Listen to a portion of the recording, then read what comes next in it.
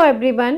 आज के समय में किसी भी हाउस वाइफ से यदि बात की जाए तो हमेशा यही शिकायत रहती है कि मेरे पास तो टाइम ही नहीं है, मेरे पास तो इतना भी समय नहीं बचता कि मैं घर के अदर काम के और किसी काम को करने के बारे में सोचूं, या फिर पैसे कमाने के बारे में सोचूं, या फिर पैसे बचाने के बारे में सोचूं।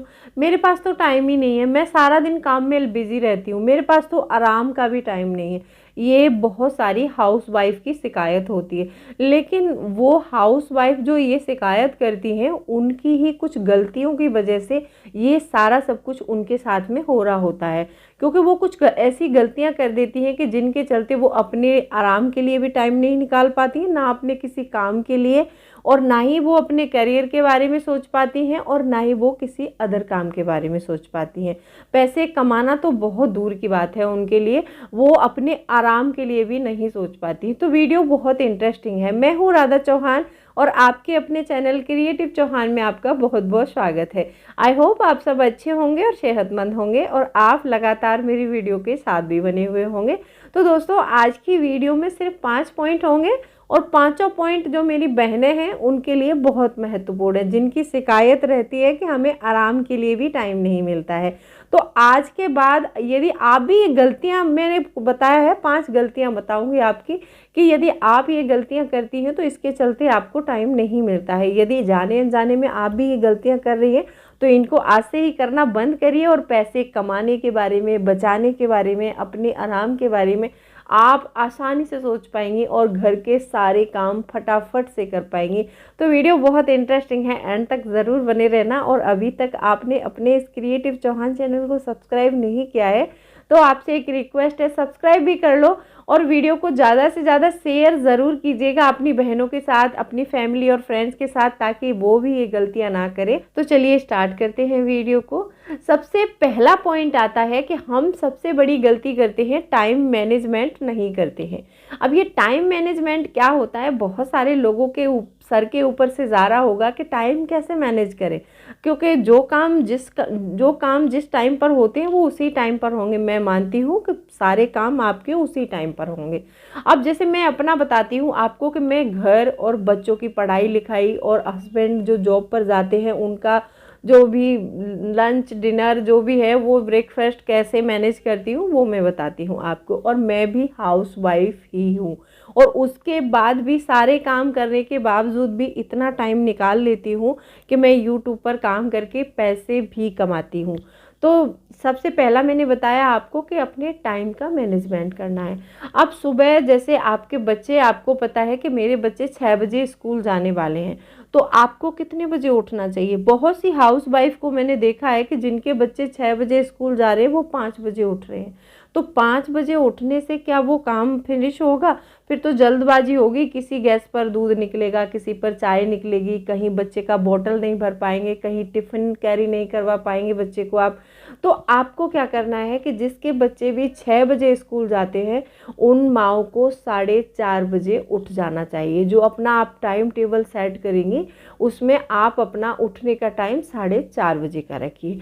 अब इसमें होगा क्या कि जो 30 मिनट पहले उठेंगे ना आप, उस 30 मिनट में आप 10 मिनट में अच्छे से फ्रेश हो सकते हैं, और 20 मिनट में चाहे तो आप जैसे गर्म पानी पीते हैं तो आप 1 गिलास गुनगुना पानी पी सकते हैं, आप चाय के शौकीन हैं तो आप चाय पी सकते हैं, नहीं तो आप 20 मिनट अपना योगा कर सकते हैं। क्योंकि एक जो सुबह का 4:30 से 5 के बीच का जो टाइम होता है ना, बहुत अच्छा टाइम होता है गाइस। उस समय कोई शोर शराबा नहीं होता है, बहुत शांति होती है, माहौल एकदम शांतिनुमा माहौल होता है। तो उसमें जो सारे दिन आपको क्या करना है वो सोचने का मौका मिलता है। तो आप योगा कर सकते हैं, अपने अदर काम की लिस्ट को तैयार कर सकते हैं, ये सारे काम आप कर सकते हैं।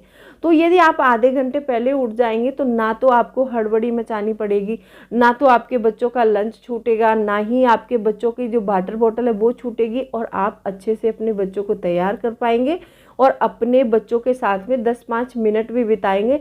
जो कि बच्चे सुबह स्कूल जा रहे होते हैं ना, उससे पहले 5-6 मिनट बच्चों के साथ में कॉन्वर्सेशन करना बहुत ज़रूरी है।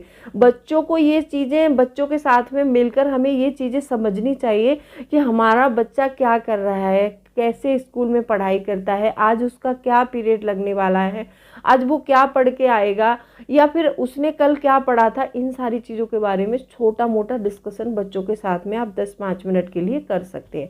तो ये भी टाइम जो बच्चों के साथ है, क्वालिटी टाइम भी स्पेंड हो जाएगा और आपको भी अच्छा लगेगा।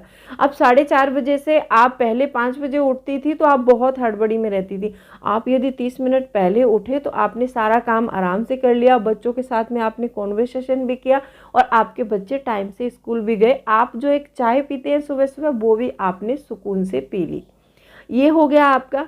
अब आती है बारी हस्बैंड की। जैसे मान लो हस्बैंड ऑफिस जा रहे हैं तो आप हस्बैंड का काम भी आराम से कर सकते हैं, क्योंकि आप आधे घंटे पहले उठे हुए हैं। अब जब आपके साथ सारे काम खत्म हो गए, हस्बैंड जब ड्यूटी चले गए, तो आप अपना सारा काम खत्म कीजिए।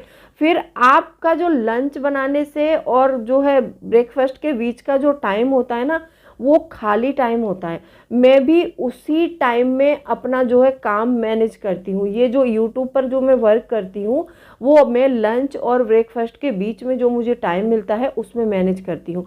तो आप मुझे कम से कम 2 घंटे मिलते हैं, वो 9 बजे से 11 बजे तक का टाइम मुझे मिलता है, उसमें मैं ये सारा काम फिनिश कर लेती हूँ। चाहे वीडियो शूट करना हो, स्क्रिप्ट लिखना हो, वीडियो एडिटिंग हो, अपलोडिंग हो, ये सारे काम मैं करती हूँ अपने 9 से 11 के बीच में। तो आप लोगों को भी ये सारे काम मैनेज करने हैं, तो 2 घंटे वो मुझे इतने फ्री मिलते हैं, उस समय उस 2 घंटे में मैं चाहे जो कर सकती हूँ। तो अगर आप टाइम मैनेजमेंट करेंगी तो आपको भी वो 2-3 घंटे मिलेंगे, उसमें आप अपने कमाने के बारे में सोच सकते हैं।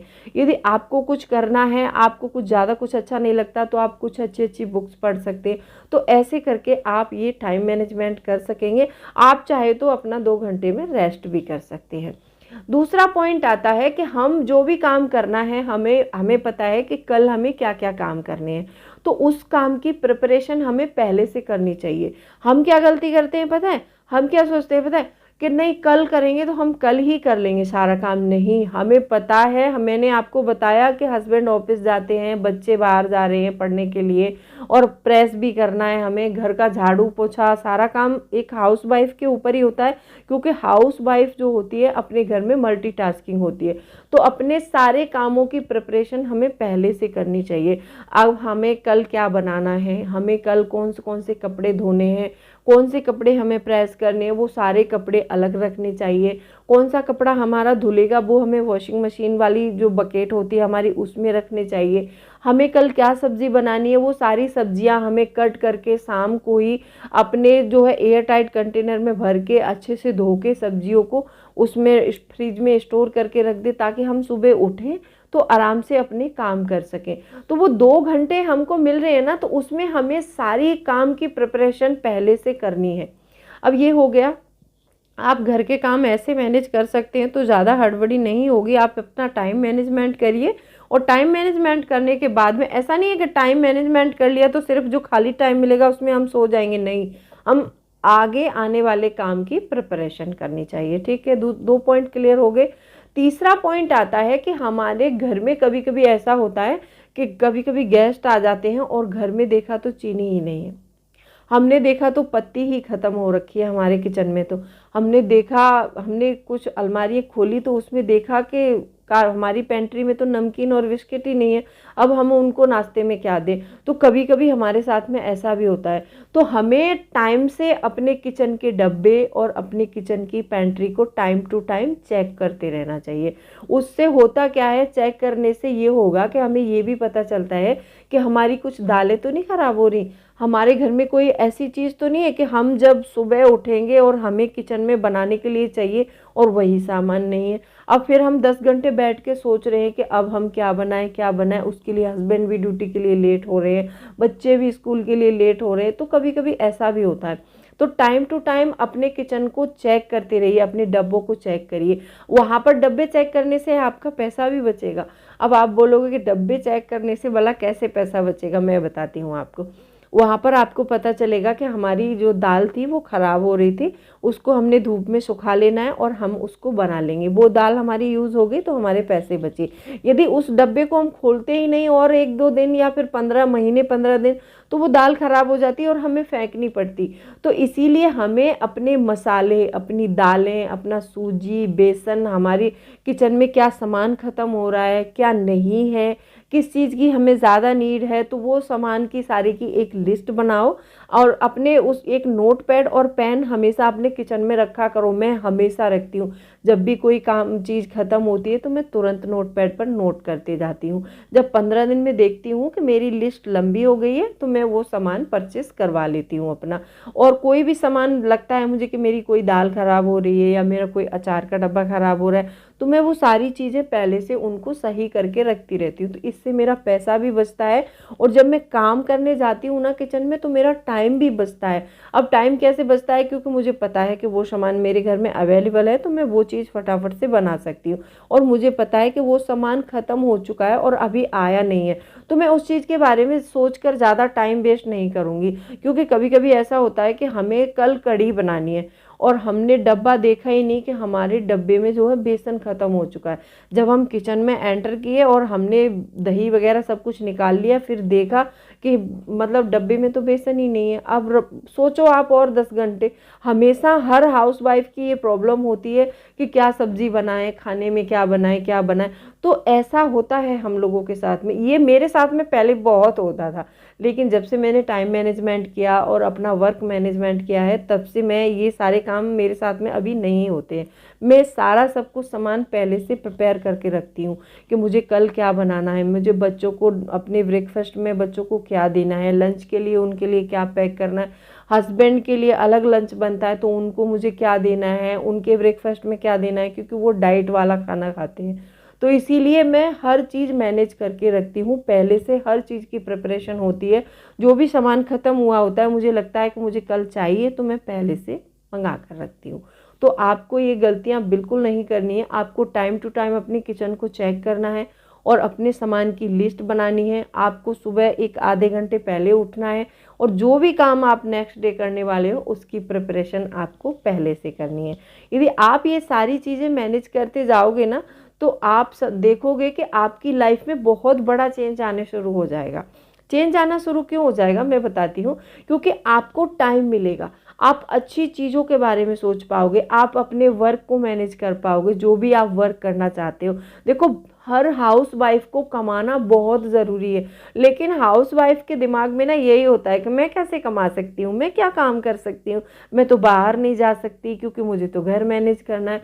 आपको बाहर जाने की कोई ज़रूरत नहीं है, आप अपना घर बैठ के पैसे कमा सकती हैं। कुछ साल पहले मेरे साथ भी ऐसा ही होता था कि बस घर का काम करना है और सोना है और बच्चों का होमवर्क करवाना है, हस्बैंड का काम करना है, ये सारी चीज़ें मेरे इर्द गिर्द यही होता था। तो मेरा भी दिमाग बहुत टेंशन में रहता था। लेकिन जब से मैंने यूट्यूब पर काम करना शुरू किया, मुझे पता चला कि इससे कमाई होती है, तो मैंने अपना खुद का चैनल बनाया और उससे पर मैंने काम करना शुरू किया। हाँ, पहले पहले ऐसा होता है कि थोड़ा सा मुश्किल आता है काम, घर का काम और अपना जो वर्क है उसको मैनेज करने में, लेकिन अभी कोई मुश्किल नहीं आती है। अभी मेरे लिए ये काम बहुत आसान हो गया है, क्योंकि मैं इस काम को 4 साल से कर रही हूँ। तो 4 साल से मुझे हैबिट हो गई है कि मुझे कौन से टाइम पर कौन सा काम करना है और कितना समय लगता है इस काम में। और बहुत सी बहनें मेरी ऐसी हैं जो न्यूली मैरिड हुई हैं, तो वो इस वीडियो को देखकर अपना वर्क और अपना काम और अपना टाइम मैनेजमेंट कर सकती हैं। तो आज की वीडियो में मैंने आपको 5 पॉइंट बताए हैं।